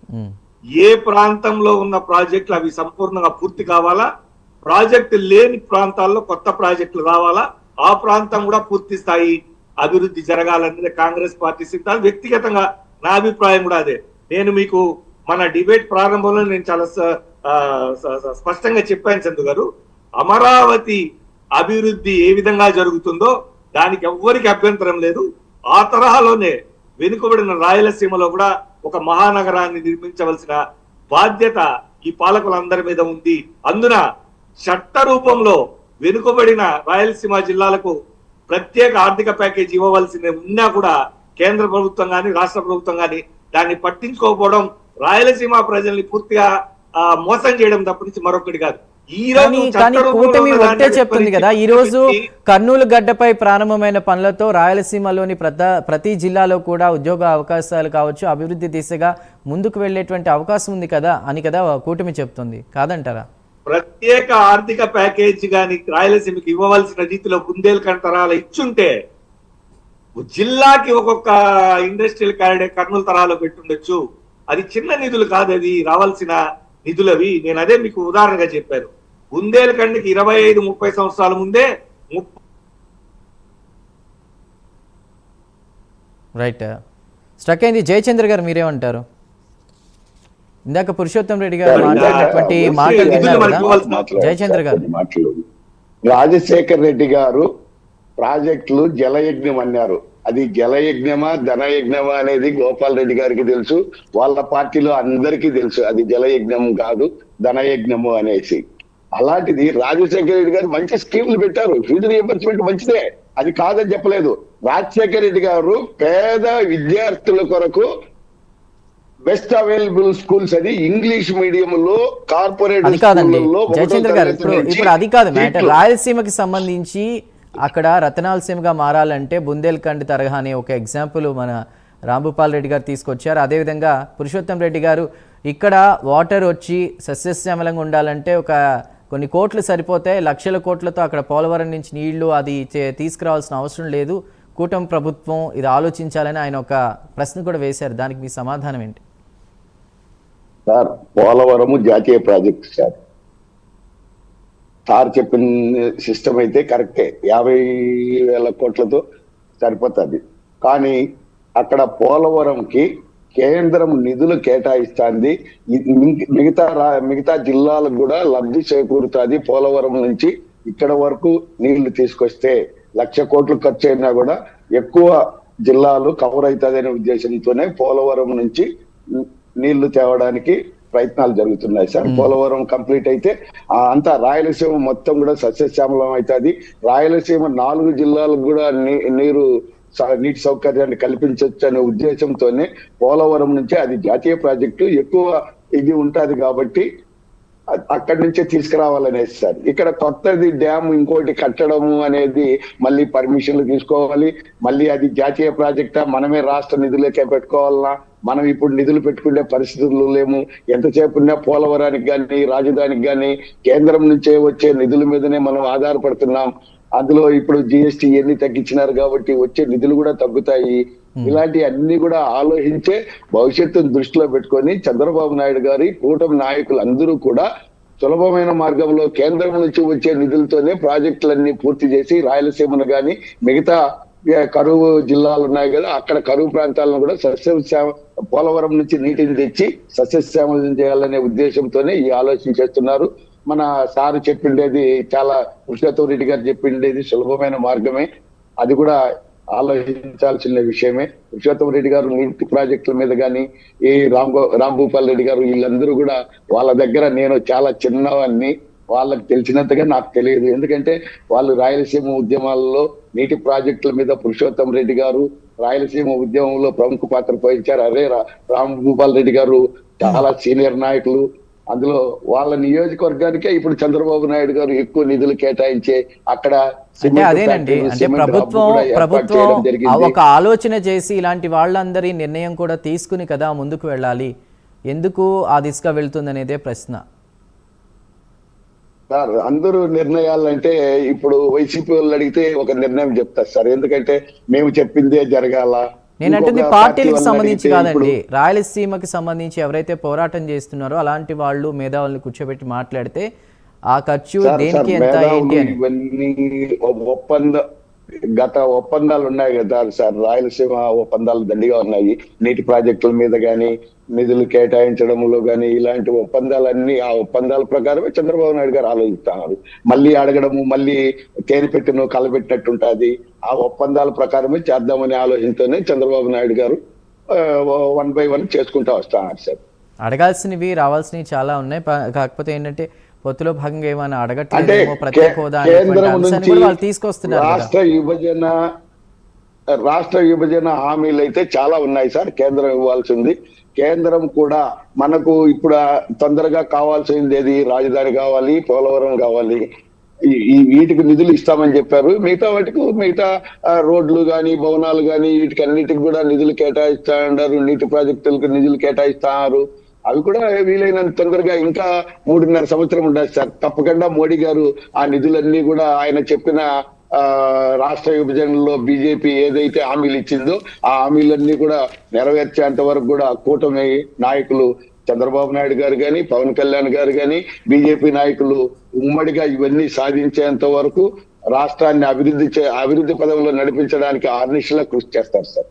రైట్. గోపాల్ రెడ్డి గారు మీరేమంటారు? అంటే ఈ ప్రాజెక్టుల వల్ల ఏదైతే ఈరోజు సభలో కూటమి ప్రభుత్వం చెప్పినటువంటి మోదీ గారు మాట్లాడినటువంటి అంశాలు ఉన్నాయో, కొన్ని శంకుస్థాపనలు చేశారు, వీటి వల్ల రాయలసీమ ప్రాంతంలో ఉద్యోగ ఉపాధి అవకాశాలు మెరుగుపడతాయా? రాయలసీమ రత్నాలసీమగా మారేటువంటి అవకాశం ఉందా లేదా? గోపాల్ రెడ్డి గారు. రాయలసీమ ఒకటి మనం గుర్తుంచుకోవాలి సార్, కేవలం చంద్రబాబు నాయుడు గారు ఒక ఎంపీల వల్ల లేదా బీహార్ వాళ్ళ 2 ఎంపీల వల్లే కేంద్ర ప్రభుత్వం నిలబడి ఉండాలి అనేది ఒకటి గుర్తుంచుకోవాలా. కొనుగోలు శక్తి అంటే డిమాండ్ చేసే శక్తి చంద్రబాబు నాయుడు గారికి, బీహార్ నితీష్ కుమార్ గారికి ఉంది. ఇద్దరు కలిసి ప్రభుత్వాన్ని వాళ్ళ రాష్ట్రానికి కావాల్సింది సాధించుకునే శక్తి ఉంది. కానీ ఆ శక్తి మర్చిపోయి మోడీని పొగుడుతూ, మోడీకి ఆయన అనుకూలంగా ఆయన మనస్సు ఎలా పోతే ఆయన ఎలా నిర్ణయాలు తీసుకుని వాళ్ళ మీద నడుస్తున్నారు తప్ప మాకు ఇది కావాలనే శక్తి వీళ్ళకి లేకుండా పోయింది. ఒకటి ఏంటంటే నేను చెప్పేది, మీరు ఇంతకుముందు అన్నారు, ప్రశ్న నన్ను అడిగారు, రాజశేఖర రెడ్డి టైంలో ఏం చేశారండి. రాజశేఖర రెడ్డి గారు చేసిన టైంలో మన్నవరం అనే బిహెచ్ఎల్ ఫ్యాక్టరీ ఇచ్చింది రాజశేఖర రెడ్డి గారు. వేలాది మందికి ఉద్యోగాలు వచ్చిండు. లేదు, రాజశేఖర రెడ్డి గారు ఏం చేశారని నేను అడగలేదు. రాజశేఖర రెడ్డి గారు మీరు చెప్పినట్లే ఆలోచించారని నేను చెప్పాను. వద్దండి, ఆలోచన చేసినే కదా ఎందుకు బీజేపీ ప్రభుత్వం మూసేసింది. వాళ్ళు 2014లో అధికారంలోకి వస్తానే రాజశేఖర రెడ్డి ప్రభుత్వం కొనసాగించిన ఆంధ్రప్రదేశ్ కి రావాల్సిన ప్రాజెక్టులు ఇప్పుడు కొత్తగా తెచ్చారు కదా. రాజశేఖర గారు తెచ్చిన ప్రభుత్వం అనేది కంటిన్యూ ప్రాసెస్ అండి. రాజశేఖర గారు చేసిన ప్రాజెక్టులు ఎందుకు మూసివేశారు? సతీవేళ చర్చ పెట్టి ఈ రోజు 200 కంపెనీలు ఉన్నాయి. అది రాజశేఖర పుణ్యం కదా. ఆ రోజు తెలుగుదేశం ప్రభుత్వం వ్యతిరేకించింది, భూములు అంతా తీసేసుకుంటారా, లాగేసుకుంటారా, ప్రజలు అన్యాయం చేస్తారని. ఈ రోజు అది వేలాది మంది ఆడ కార్మికులు బతుకుతుంటే రాజశేఖర రెడ్డి దూరదృష్టి వల్ల సెజ్ ఏర్పాటు చేశారు. దాన్ని మేము తెచ్చాము, నీళ్ళు చెప్పుకుంటా ఉంటారు. ఒకటి పోరాటం చేయకుండానే రాయలసీమకి ఏం కావాలని ఆలోచన చేసిన వ్యక్తి రాజశేఖర రెడ్డి గారు. ఆ రోజు 2 పథకాలు చేశారు. కానీ చంద్రబాబు నాయుడు గారు ప్రత్యేక హోదా అడుగుతారా అని అంటే అడగలేరు. ఎందుకంటే ఆయనే ఏం చెప్పాడు, హోదా అంటే ఏంది, హోదాక ఏమి రావు, ప్రత్యేక ప్యాకేజీ మేలు అని. మాకు ప్రత్యేక హోదా వద్దని తీర్మానం అసెంబ్లీలో చేసి సెంట్రల్ గవర్నమెంట్ కి పంపించిన వ్యక్తి చంద్రబాబు నాయుడు. ఆయన ఎట్లా అడుగుతాడండి? ఆయన అడగలేడు. ఎందుకంటే ఆయన నియంత్రించుకున్నాడు, ఆయన లొంగిపోయినాడు కేంద్ర ప్రభుత్వంలోకి. ఆయనకేం అవసరమో, ఆయన దగ్గర ఏ లోట్లు పట్టున్నాయి మాకు అవసరం అనవసరం. కానీ కేంద్ర ప్రభుత్వానికి సుజనా చౌదరి గారు ఆడ మినిస్టర్ గా ఉన్నప్పుడు కానీ, లేకపోతే అరుణ్ జైట్లీకి ఒక లెటర్ రాశారనమాట. వీళ్ళు తీర్మానం చేశారు ఆంధ్రప్రదేశ్ అసెంబ్లీలో, అద్భుతంగా ఉంది మీ ప్యాకేజీ, మాకు ప్రత్యేక ప్యాకేజీ అసలు హోదా అవసరం లేదనే టైంలో చెప్పిన తర్వాత ఇప్పుడు అడగమంటే ఏమడుగుతారండి? ఒకటి రాజశేఖర్ చేసిన పథకాలను మనవరం ప్రాజెక్ట్స్ కానీ, సతివేడు సెజ్జులు కానీ, ఆ రోజు దూరదృష్టిలో పెట్టిన ప్రాజెక్ట్ ఈ రోజు నడుస్తున్నాయి. ఏం రాజశేఖర రెడ్డి ఏమి చేయలేదు అనేది అబద్ధం అండి. ఈయన చేసిన దానికన్నా 27 సీట్లు ఉన్నాడు ఎవరు, మన చంద్రబాబు గారు. 5 ఏళ్లలో చేశాడు ఆయన, 5 ఏళ్లలో చేశాడు. దాన్ని కంటిన్యూ చేశారు జగన్మోహన్ రెడ్డి గారు. అంతేగాని రాజశేఖర రెడ్డి ఏం చేయలేదు. వైఎస్ఆర్ పార్టీ ఏం చేసినది అనేది మాట్లాడు. నువ్వు వైఎస్ఆర్ పార్టీ 5 ఏళ్ళు అధికారంలో ఉంది, మీరు ఏమి చేశారు?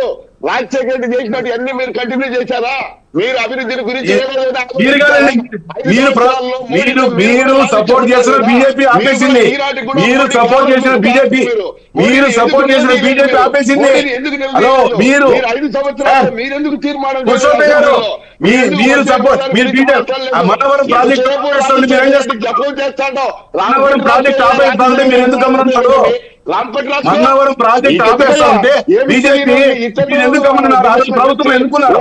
డిస్టర్బ్ చేయడం ఏంటంటే మీ అయ్యారు మనవరం ప్రాజెక్టు మూలపడిపోయింది. అనుచరుడు సహచరుడు రామ్ భూపాల్ రెడ్డి ఉన్నారు. రాజశేఖర రెడ్డి ఆయన అన్ని రకాలుగా మా నాయకుడు అండి. ఆయన చెప్పారు మా పార్టీ, మా జగన్మోహన్ గారు తండ్రి గారు మా నాయకుడు. వైఎస్ఆర్ చీఫ్ సైకో నువ్వు రాజశేఖర రెడ్డి గురించి మాట్లాడుతావు. నువ్వు అట్లా మాత్రం మాట్లాడు. పురుషోత్తం గారు పెద్ద మనిషి అనుకున్నా, మనకు పెద్ద మనిషి అనుకున్నా, అట్లా మాట్లాడుతూ సైకో అని మీకు ఆ పదాలు అర్థమైపోయి. మీరు సైకోలు, అందరిని సైకోలు అంటారు, మీరు పెద్ద సైకోలు. అందరినీ సైకోలే. జగన్మోహన్ రెడ్డి సైకోలే, అందరూ సైకోలే. మీకు ఈ ప్రభుత్వంలోనే మనవరం ప్రాజెక్టు మీరు ఇచ్చిన సపోర్ట్ ఇచ్చిన కేంద్ర ప్రభుత్వం బీజేపీ ప్రభుత్వంలోనే మూలపడింది. ప్రజలు చీకొట్టి 11 సీట్లు ఇచ్చారు. మీకు ప్రతిపక్ష మీరు హోదా మీరందరూ ఎక్కడ మీరందరూ ఒకసారి మా పైన దుష్ప్రచారం సార్, మా పైన దుష్ప్రచారం మిమ్మల్ని ఎమ్మెల్యేలుగా చేసి మీరంతా గెలిపించే ఒకటే వచ్చారు. ఈ ఒక్కొక్కరు రాకూడదా? ప్రజా సమస్యల ఒకరి మీద ఒకరు గురించి ఎందుకు పట్టుకొచ్చారు? మాట్లాడడానికి ఓకే. సిగ్గు లేకుండా అట్లా లోపలికి మాట్లాడొద్దు. రాని మీరు పరిస్థితి కంట్రోల్ కంట్రోల్ జయచంద్ర గారు, గోపాల్ రెడ్డి గారు. మీరు చీకొడతారా? ఇప్పుడు 40 సీట్లు రాజీనామా చేయి. రైట్, ఇది కాదండి ప్రజలకు తెలియాల్సింది ఇంకా ఏ అభివృద్ధి జరగాలనేది. జయచంద్ర గారు ప్లీజ్ కంట్రోల్. గోపాల్ రెడ్డి గారు, గోపాల్ రెడ్డి గారు కంట్రోల్ కంట్రోల్ గెలుచుకో 40 మంది చూద్దాం. మీ ప్రభుత్వం ఉంది 40 ప్లీజ్ సీట్లు. కంట్రోల్ అండి. జయచంద్ర గారు మీరు కోరినట్టు రాజీనామా చేయండి. మీరు కోరినట్టు రాజీనామా చేయండి. మీరు కోరినట్టు ఇందాక రాజీనామా ఇందాక మన చేయండి. పురుషోత్తం రెడ్డి గారు చెప్పారు పార్టీకి సంబంధించి విమర్శలు చేసుకునే టైం కాదు, రాయలసీమకి ఏం జరిగింది ఏం జరగాల్సిందనేది మాట్లాడారు ఆయన. ఒక్క నిమిషం అండి జయచంద్ర గారు ప్లీజ్ కంట్రోల్ కంట్రోల్ కంట్రోల్. అది బాగుంటది. ఒక్క నిమిషం జయచంద్ర గారు ఒక్క నిమిషం అండి. పురుషోత్తం రెడ్డి గారు ఒక్కటి చెప్పండి. ఇప్పుడు కాంగ్రెస్ పార్టీ జయచంద్ర గారు ప్లీజ్, జయచంద్ర గారు ఒకరి తర్వాత ఒకరు మాట్లాడండి. మీరు ఇలా గ్రూప్ గా మాట్లాడడం వల్ల ఇద్దరిద్దరు మాట్లాడుకోవడం వల్ల ప్రజలకి ఏమి చంద్రబాబు నాయుడు కూర్చో మాట్లాడు. కన్వే అవుతుంది. దయచేసి అర్థం చేసుకోండి. మాట్లాడతావు నువ్వేమన్నా జనసేన పార్టీ నేత? నువ్వెందుకు మాట్లాడినాడు? బీజేపీ నేత నువ్వేమన్నా బీజేపీ తరఫున ఎందుకు మాట్లాడావు? అందుకనే మేము మాట్లాడతాం. రాజశేఖర రెడ్డి మా పార్టీకి సంబంధించిన మా గౌరవ అధ్యక్షులు నువ్వు ఎందుకు మాట్లాడావు? పవన్ కళ్యాణ్ వార్తలు చూస్తావా లేదు? కూటమి ప్రభుత్వం అంటే ఎవరెవరు ఉండారో నీకు తెలియదేమో. కాంగ్రెస్ రాజశేఖర రెడ్డి గారు అంటే కాంగ్రెస్ వాళ్ళ తరఫున వాళ్ళు మాట్లాడతారండి. కుటుంబ ప్రభుత్వం వాళ్ళ నాయకులు వచ్చి మాట్లాడతారు. మాట్లాడాలంటే మాకేం తెలియదు, అన్ని తెలుసు. రెడ్డి మాట్లాడితే దానికి మేము ఓకే. నువ్వేది ఎంతసేపు 24 గంటలు మేము ఎవరైతే కాంగ్రెస్ పార్టీ కూడా కానీ మంచి చేస్తే మంచి అంటాము. కాంగ్రెస్ పార్టీ మంచి చేస్తే మంచి అంటాం. ఏం తప్పేది? కాంగ్రెస్ పార్టీ కూడా కానివ్వండి మంచి చేస్తే మంచి. ఇది టైం కాదండి, తర్వాత ఒక డిబేట్ పెట్టుకుందాం. రాయలసీమ డెవలప్మెంట్ మీద మాట్లాడదాం. ఒక్క నిమిషం జయచంద్ర గారు ప్లీజ్. పురుషోత్తం రెడ్డి గారు, అది కరువు నేల అని సంబోధించడం కూడా నాకు ఇష్టం లేదు. రాయలేలినటువంటి సీమ రాయలసీమకి సంబంధించి ఇంకా ఏం జరిగితే, మీరు ఇందాక చాలా ఎగ్జాంపుల్స్ ఇచ్చారు, ఇవి చేస్తే బాగుంటుంది అని చెప్పేసి, ఇంత తక్కువ బడ్జెట్లో కూడా ఇది అయిపోతుంది అని చెప్పేసి. ఇంకా రాయలసీమ డెవలప్ కావాలి, అక్కడ ఉన్నటువంటి యువతకు ఉద్యోగ ఉపాధి అవకాశాలు రావాలి, అది రత్నాల సీమగా మారాలంటే ఏం జరిగితే బాగుంటుంది? ఒకటి చందు గారు, బేసిక్గా ఈరోజు మనం మాట్లాడుకోవాల్సిన ప్రాథమికమైన అంశం ఏంటంటే అందరూ కలిసి కేంద్రాన్ని నుంచి ఏం తెచ్చుకోవాలో దాని గురించి ఆలోచించాలి. ఎందుకంటే 360 రోజులు 300 రోజులు తెలుగుదేశం వైసీపీ కాంగ్రెస్ కొట్టాడుకోవచ్చు ఆంధ్రప్రదేశ్లో. కానీ ప్రధానమంత్రి వచ్చిన రోజైనా కనీసం ముందు రోజు వెనక రోజు కేంద్రాన్ని నుంచి ఏం తెచ్చుకోవాలో ఆలోచించుకుంటే బెటర్. ఆంధ్రప్రదేశ్ పట్టిన దరిద్రం ఇది. ఇప్పుడు మనం అందరూ కలిసి బీజేపీని అడగాల్సిన సమయంలో మనం పీకులాడుకుంటే పెద్ద ఉపయోగం. అడిగితే కానీ ఇవ్వాలని బీజేపీ వ్యవహార శైలి, ఇది మొదటి అంశం. రెండోది జయచంద్ర గారు మాట్లాడితే వారు అర్థం చేసుకోవాల్సింది ఏంటంటే పోలవరానికి రాయలసీమకి ఏ సంబంధం లేదు. పోలవరం రాయలసీమకు 900 అడుగుల కిందలో ఉంది. రాయలసీమ నుంచే శ్రీశైలం ప్రాజెక్ట్ నుంచే వాళ్ళకి పోతే నీళ్లు కృష్ణా డెల్టాకి మనం నీళ్ళు ఇస్తున్నాం వాళ్ళకి, ఇక్కడ ప్రాజెక్టులు కట్టుకోకపోవడం వల్ల. పోలవరం పూర్తి అయిపోతే లాజిక్ ఏంటంటే అటు విశాఖపట్నానికి ఇటు కృష్ణా డెల్టాకి గోదావరి నీళ్లు సరిపోతాయి. అప్పుడు మన రాయలసీమ నుంచి పోవలసినటువంటి కృష్ణానది నీళ్లు మనం ఇక్కడ ఆపుకోవచ్చు. రాయలసీమ నెల్లు, ఇది లాజిక్. కానీ పోలవరం పూర్తవ్వాలని కోరుకుందాం, దట్ ఈస్ డిఫరెంట్ ఇష్యూ. కానీ పోలవరం పూర్తయితే రాయలసీమకు నీళ్ళు రావు. మొట్టమొదటి అర్థం చేసుకోవాల్సిన జయచంద్ర గారు కర్నూలు జిల్లా వ్యక్తి కాబట్టి, కర్నూలు జిల్లా సగం సస్యశ్యామలం కావాలంటే గుండ్రేవల 4500 కోట్లతో పూర్తి చేస్తే సగం జిల్లా సస్యశ్యామలం అయిపోతుంది. 4500 కోట్లు గుండ్రేవల ప్రాజెక్టు. తుంగభద్ర పైన ఫుల్గా నీళ్లు ఉంటాయి, కర్నూలులో ఎప్పుడు పారుతూ ఉంటాయి. రాయలసీమ మిగతా ప్రాజెక్టులు పూర్తి కాబట్టి అనంతపురం జిల్లాకు సంబంధించి హెచ్ఎల్సి ఎల్ఎల్సికి సమాంతర కాలువ కావాలి. అదేవిధంగా గాలేరు నగరి హంద్రినివా పూర్తయిన రాయలసీమకు నీళ్లు రావు. నేను చెప్పదలుచుకుంది అది. ఎందుకంటే శ్రీశైలం నుంచి రాయలసీమకు నీళ్లు రావాలంటే శ్రీశైలం నీళ్ళు లేవు, కింద కొట్టేస్తున్నారు. తెలంగాణ వాళ్ళు ఆంధ్రప్రదేశ్లో విద్యుత్ ప్రాజెక్టు కొట్టాడు పడేస్తున్నారు.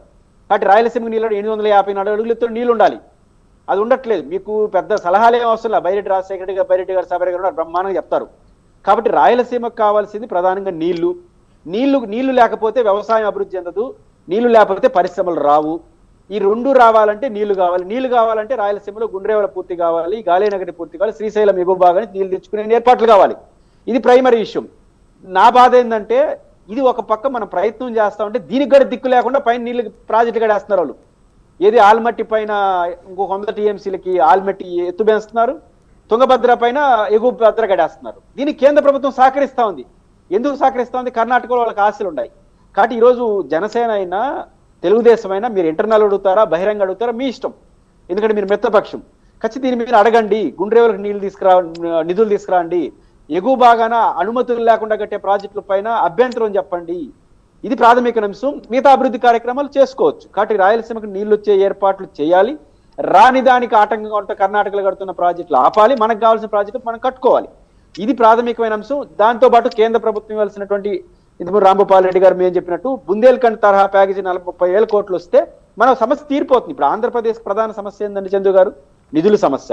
ఈరోజు పోలవరం గురించి పూర్తి కావాలంటే 33,000 కోట్ల రూపాయలు ఆ రోజు తెలుగుదేశం ఉన్నప్పుడు నిర్వాసితులకు అవుతుంది. ₹1 ఈయనంటా ఉంది కేంద్రం. ఆ 33,000 కోట్లు కూడా రాష్ట్రం మీద భారం పడితే ఇంకేమీ చేయలేదు రాష్ట్ర ప్రభుత్వం. ఈరోజు జీతాలు ఇవ్వాలంటే డబ్బులు లేని పరిస్థితిలో ఉన్న రాష్ట్రంలో ఈరోజు పోలవరానికి సంబంధించి డ్యామ్కి డబ్బులు ఇస్తానంటున్నారు కానీ నిర్వాసితులకు డబ్బులు ఇవ్వనంటున్నారు. ఇది చాలా క్రూషియల్. నిర్వాసితులు క్లియర్ చేయకుండా డ్యామ్ కట్టిన ప్రయోజనం ఉండదు. మీకు అది ఉదాహరణకు కడప జిల్లాలో మా అందరికీ తెలుసు గండికోట రాజశేఖర రెడ్డి గారు పూర్తి చేశారు. ఇప్పటివరకు నీళ్ళు లేకపోతున్నాం. కారణం ఏంటో తెలుసా? నిర్వాసితుల సమస్య క్లియర్ చేయట్లేదు. పోలవరం రేపు పూర్తి అయిపోయినా కూడా నిర్వాసితుల సమస్య పరిష్కారం కాకపోతే దాన్ని జాతికి అంకితం చేసి గేట్లు ఎత్తి నీళ్లు వదులుతారు. ఒక చొక్క నీళ్ళు రాదు. కాబట్టి 33,000 కోట్లు అవుతుంది తెలుగుదేశం ఉన్నప్పుడు అంచనా. ఈరోజు వాళ్ళు దాన్ని గుర్తించట్లేదే కేంద్రం. అది మనకు భారం అయితే ఏం చేస్తాం? కాబట్టి రాష్ట్రంలో అన్ని పార్టీలు రాజకీయాల అతీతంగా కలిసి కొట్లాడతారా? మీరు కలిసే పరిస్థితి లేదు కాబట్టి విడివిడిగా కొట్లాడతారా? మీ ఇష్టం. కేంద్రాన్ని ఒప్పించి పోలవరానికి నిధులు తీసుకురావాలి, రాయలసీమకు నిధులు తీసుకురావాలి, పైన కడుతున్న ప్రాజెక్టులు అభ్యంతరం చెప్పాలి. ఈ మినిమం ప్రయత్నం కేంద్రంతో మాట్లాడండి. కేంద్ర ప్రభుత్వంలో పార్టీ తెలుగుదేశము వాళ్ళకి ఎక్కువ బాధ్యత ఉండాలి అంటున్నా. అది వాళ్ళు కలిసి కొట్లాడతారు, మీరు విడిపోయి కొట్లాడండి, తప్పలేదు. ఇద్దరు కలిసి కొట్లాడని అంటున్నా. విడివిడి కాదు, వాళ్ళ ప్రభుత్వంలో ఉండాలంటే వాళ్ళ బాధ్యత అంటున్నా. వాళ్ళు మాకన్నా ఎక్కువ బాధ్యత ఉంది. తెలుగుదేశం ఎంపీల దయదాక్షిణ్యాల పైన కేంద్ర ప్రభుత్వం నిలబడి ఉంది. వీళ్ళు లేకుంటే వాళ్ళు లేరు. కాబట్టి వాళ్ళకి ఎక్కువ బాధ్యత. చంద్రబాబు నాయుడు గారికి అభ్యర్థన చేస్తున్నాం. వీళ్ళు దయదాక్షిణ్యాల పైన ఉంది, వీళ్ళు ఎందుకు లేకపోతున్నారు? ఎందుకు బాధ్యత తగ్గిపోయింది? అది సార్ నా నేను అంటుంది. గోపాల్ రెడ్డి గారు నేను చెప్పేది ఏంటంటే మోడీ వచ్చిన రోజైనా మీరిద్దరు కొట్లాట ఆపేయండి అంటున్నాను. మోడీ తర్వాత కొట్లాడుకుని 300 సాయంత్రం అయిపోయింది. రోజు మీరిద్దరు కొట్లాడుకోకుండా వాళ్ళ మీద కొట్లాడండి అంటున్నా. అదే వాళ్ళకి ఎక్కువ బాధ్యత ఉంది అంటున్నా. వాళ్ళు చెప్తే వింటారు కదా. పవన్ కళ్యాణ్ చెప్పిన పిలిస్తే పలుకుతారు. మోడీ గారు పక్కనే ఉన్నారు. సరే ఇది కావాలని అడగమని వాళ్ళు అంటున్నా. ఒకటే ప్రశ్న గోపాల్ రెడ్డి గారు. ఎక్కువ ధైర్యం ఉంది. జయచంద్ర గారు ఒక్క నిమిషం. ఓకే, కూటమి ప్రభుత్వం ఇటు మోదీ రాక ఇవన్నీ మనం చూసాం. జయచంద్ర గారు ఓకే, నిధుల గురించి కానీ జయచంద్ర గారు కూటమి ఓకే ఒక్క నిమిషం సంవత్సరాల అధికారంలో ఉండి జయచంద్ర గారు, నాది వైసీపీకి ఒకటే ప్రశ్న అండి. ఇప్పుడు కూటమి ప్రభుత్వానికి ఎక్కువ బాధ్యత ఉంది అడగడానికి అని అన్నారు. వైసీపీ ఈ రోజు ఫేక్ ప్రచారంగా జరుగుతుంది అని చెప్తున్నటువంటి అంశం ఏంటంటే మెడికల్ కాలేజీలకు సంబంధించి వాల్మీకి సంబంధించినటువంటి ఎవరైతే ఉంటారో వాళ్ళని ఎస్టీ జాబితాల్లో చేర్చాలంటే దానికి సంబంధించి కూడా ఆయన మోదీకి వాళ్ళు ఏదో వినతులు సమర్పించారండి. దీనికోసం కాకుండా ఒకవేళ ఇది నిజమే అయితే వైసీపీ వాళ్ళు కలిస్తే గనక రాయలసీమకి కావాల్సినటువంటి ఏవైతే ఇప్పుడు సమస్యల గురించి మాట్లాడుతున్నారో చేయాల్సినటువంటి పనులు ఉన్నాయో వీటి గురించి అడగచ్చు కదా వైసీపీ కూడా. మీకు బాధ్యత ఉంది కదా గోపాల్ రెడ్డి గారు. సార్ ఇప్పుడు మాకు సార్ అన్నారు కదా, ఎగతాళిగా 11 సీట్లే అన్నారు కదా. 2 సీట్ల వాళ్ళు కూడా 15 ఏళ్ల నుంచి నిరాటకంగా దేశాన్ని పరిపాలన చేస్తారు. 2 సీట్ల నుంచి భారతదేశాన్ని 15 ఏళ్ళగా పరిపాలన చేస్తారు. వాళ్లకు బయట చెంగులా తెలుగుదేశం పార్టీ పోతుంది. కాబట్టి సీట్లు పరిమితం కాదు, ప్రజాబలం ప్రజల తీర్పు శిరసాగించాలా? మీ బాధ్యతలు ప్రభుత్వం నెరవేర్చాలని అడుగుతాం. సీట్లు అనేది ఎగతాళి చేయడం ప్రజాస్వామ్యం. 2 సీట్లు రావచ్చు, 0 సీట్లు రావచ్చు, చెప్పలేము. ఒకసారి 42 ఎంపీ సీట్లు ఉమ్మడి ఆంధ్రప్రదేశ్ ఉంటే 2 సీట్లు వచ్చాయి ఎన్టీ రామారావు గారి నేతృత్వం ఉన్నప్పుడే. కాబట్టి సీట్లు అనేది పర్మనెంట్ కాదు. మనం ఏం చేస్తాం? రాజశేఖర్ గారు చనిపోయిన ఈ రోజు ప్రజల్లో ఉన్నారంటే ఆయన చేసిన కార్యక్రమం అలా చేయమంటున్నాం తప్ప మేమేదో వ్యక్తిగత ద్వేషాలు ఏం లేవు. మళ్ళీ మీరు అదే విషయానికి వస్తున్నారు. ఎనీవే ఫైనల్ గా పురుషోత్తం రెడ్డి గారు మీ కన్క్లూజన్ ఏంటంటే? 365 రోజుల్లో 300 రోజులు మీరు కొట్లాడుకోండి, కనీసం 60 రోజులన్నా అందరూ కలిసి కేంద్రాన్ని విడివిడిగానే. ఎందుకంటే కేంద్రం ఆంధ్రప్రదేశ్ చాలా అన్యాయం చేస్తా ఉంది. ఈ రోజు మీరు చాలా వరకు మీడియా కూడా తప్పుదోవ పట్టిస్తుంది. ఎక్కడంటే నేషనల్ వైడ్ గా వస్తున్న ప్రాజెక్టులని మనకేదో ప్రత్యేకంగా ఇచ్చి అంటారు. ఇప్పుడు ఎట్లా ఉంటుందంటే ఢిల్లీ నుంచి చెన్నైకి ప్రత్యేక రైలు వేస్తారండి, అది ఆంధ్రప్రదేశ్ గుండా పోకుండా ఆకాశం మీద పోతుందా? అది కూడా మీకు ఇచ్చామంటే ఎట్లా? దాన్ని మనం సంబరపడిపోతే ఎట్లా? ఇప్పుడు హైదరాబాద్ నుంచి చెన్నైకి రోడ్, బెంగళూరుకి రోడ్డు వేస్తారు, అది తిరుపతి గుండా పోతుంది. మీ తిరుపతికి 1000 కోట్లు ఇచ్చామంటే మనం తప్పడకూడదామా? ఆంధ్రప్రదేశ్ ప్రత్యేకంగా ఇవ్వాల్సిన అడగాలి. దేశవ్యాప్తంగా జరిగేది ఆంధ్రప్రదేశ్ లో జరుగుతుంది. ఇప్పుడు ఇప్పుడు దాన్ని వదిలేసి దాన్ని ఆ లెక్కలని మనకు చెప్పేసి ఏలం పాట పాడేస్తే దాన్ని మనం సంబరపడిపోతే మన రాష్ట్రానికి ప్రత్యేకంగా కావాల్సింది అడగండి, సాధించండి, విడివిడిగా సాధించండి. మీరు కలిసిపోమన్నట్ట, మీరు కలిసే ప్రసక్తే లేదు. ఎవరు పార్టీ వాళ్ళు కేంద్రాన్ని ఒత్తిడి చేసి సాధించుకోండి, మిగతా 350 రోజులు మీరు కొట్లాడుకోండి అంటున్నా. రైట్ పురుషోత్తం రెడ్డి గారు, థ్యాంక్ యూ అండి. అలానే అందరికీ జయచంద్ర రెడ్డి గారు, గోపాల్ రెడ్డి గారు, రాంభూపాల్ రెడ్డి గారు అందరికీ కూడా ఇవాళ డిబేట్లో జాయిన్ అయినందుకు ధన్యవాదాలు. ఫైనల్గా కన్క్లూజన్ ఏంటంటే విశ్లేషకులు వాళ్ళు చెప్తుంది, నేను పదే చెప్తున్నా, రాయలసీమ